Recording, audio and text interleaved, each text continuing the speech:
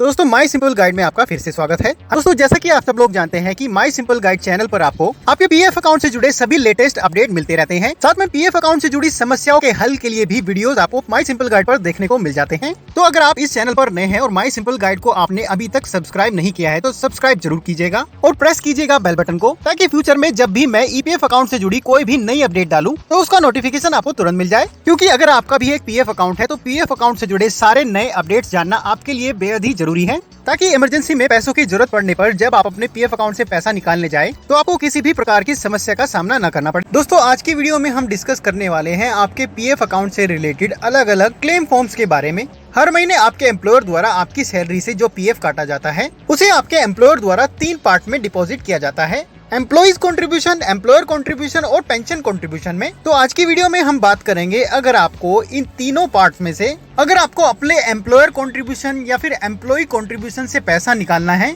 तो उसके लिए आपको कौन सा क्लेम फॉर्म सबमिट करना होता है, या फिर आपको एम्प्लॉइज कंट्रीब्यूशन, एम्प्लॉयर कंट्रीब्यूशन और पेंशन कंट्रीब्यूशन तीनों में से पैसा निकालना है तो उसके लिए कौन सा क्लेम फॉर्म सबमिट करना होता है, या फिर रिटायरमेंट के बाद यानी कि 58 साल की उम्र के बाद अपनी मंथली पेंशन पाने के लिए आपको कौन सा क्लेम फॉर्म सबमिट करना होता है, नौकरी बदलने पर पुराने पीएफ अकाउंट से करंट पीएफ अकाउंट में पूरा पैसा ट्रांसफर करने के लिए कौन सा फॉर्म सबमिट करना होता है, और पुरानी कंपनी के पेंशन बेनिफिट्स को करंट कंपनी के पीएफ अकाउंट में कैरी फॉरवर्ड करने के लिए कौन सा फॉर्म सबमिट करना होता है। दोस्तों इमरजेंसी में पैसों की जरूरत पड़ने पर जब आप अपने पीएफ अकाउंट से पैसा निकालने जाते हैं और उसके लिए PF withdrawal claim online apply करते हैं, उसके लिए सबसे पहले आप ईपीएफओ की वेबसाइट ओपन करते हैं, अपने पीएफ अकाउंट में लॉगिन करते हैं। उसके बाद ऊपर मेन्यूज में ऑनलाइन सर्विसेज पर जाते हैं और क्लिक करते हैं क्लेम पर।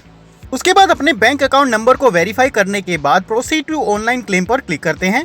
अगली स्क्रीन पर I want to apply form में अपने क्लेम फॉर्म को चुनते हैं। तो यहाँ पर सबसे पहले बात करते हैं ओनली पीएफ विड्रॉवल फॉर्म 19 के बारे में। दोस्तों अगर आपकी किन्हीं कारणों से नौकरी चली गई है और नौकरी जाने के बाद अगर आप 2 महीने से ज्यादा समय तक अनएम्प्लॉयड हैं तो पैसों की जरूरत पड़ने पर आप अपने पीएफ अकाउंट से पूरा पैसा निकाल सकते हैं, यानी कि अपने एम्प्लॉइज कंट्रीब्यूशन और एम्प्लॉयर कंट्रीब्यूशन से पूरा पैसा निकाल सकते हैं। उसके लिए आप फॉर्म 19 भरकर सबमिट कर सकते हैं। दोस्तों इस फॉर्म को सबमिट करने के लिए जरूरी है कि नौकरी छोड़ने के बाद आपके पीएफ अकाउंट में आपकी डेट ऑफ एग्जिट यानी कि नौकरी छोड़ने की तारीख अपडेट होना जरूरी है। यहाँ पर दूसरा फॉर्म है only pension withdrawal form 10C।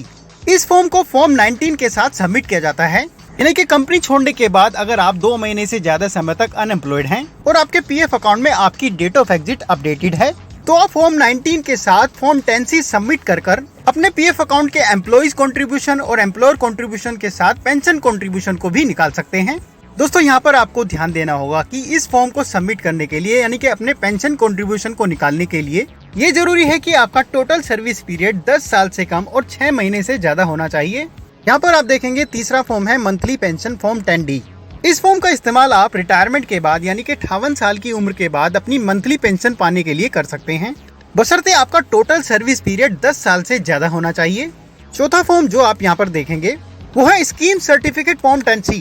दोस्तों इस फॉर्म का इस्तेमाल अगर आप नौकरी बदलते हैं तो पुरानी कंपनी के पेंशन बेनिफिट्स को कैरी फॉरवर्ड करने के लिए इस फॉर्म का इस्तेमाल किया जाता है, यानी कि पुरानी कंपनी छोड़ने के बाद अगर आप रिटायरमेंट के बाद अपने पेंशन बेनिफिट्स को पाना चाहते हैं तो पेंशन विड्रॉवल ना करके आप स्कीम सर्टिफिकेट ले सकते हैं। इससे जितनी बार भी आप नौकरी बदलेंगे और स्कीम सर्टिफिकेट लेंगे और अगर आपके स्कीम सर्टिफिकेट्स का टोटल सर्विस पीरियड 10 साल हो जाता है तो आप रिटायरमेंट पर मंथली पेंशन पाने के हकदार बन जाते हैं।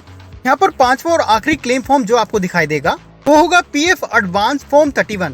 दोस्तों इस फॉर्म को उस केस में भरा जाता है अगर आप नौकरी करते हुए इमरजेंसी में पैसों की जरूरत पड़ने पर अपने पीएफ अकाउंट से पैसा निकालना चाहते हैं तो आप अपने पीएफ अकाउंट से अलग अलग उद्देश्य से नॉन रिफंडेबल पीएफ का पैसा एडवांस के रूप में निकाल सकते हैं।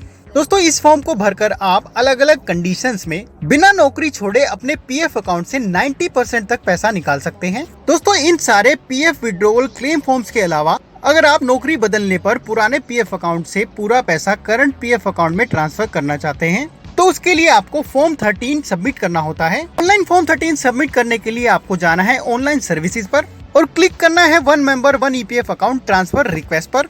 जैसे ही आप क्लिक करेंगे अगली स्क्रीन पर आप पूरा फॉर्म भर सकते हैं और ऑनलाइन सबमिट कर सकते हैं। दोस्तों जितने भी फॉर्म्स के बारे में आज की वीडियो में मैंने बताया है उनको ऑनलाइन सही कैसे भरते हैं और कैसे सबमिट करते हैं उसकी स्टेप बाय स्टेप प्रोसेस की वीडियोस मैंने अपने चैनल पर ऑलरेडी अपलोड की हुई हैं। वीडियोस को आपको एक बार जरूर देखना चाहिए। वीडियो अगर पसंद आई है तो अपने दोस्तों के साथ शेयर करना मत भूलिएगा, और अगर आपकी कोई क्वेरी है तो आप कमेंट बॉक्स में लिखकर मुझसे पूछ सकते हैं। और ऐसी और भी वीडियोस के लिए लाइक और सब्सक्राइब बटन को प्रेस करना मत भूलिएगा। अभी के लिए धन्यवाद। अगली वीडियो के साथ फिर से मिलेंगे। All the best.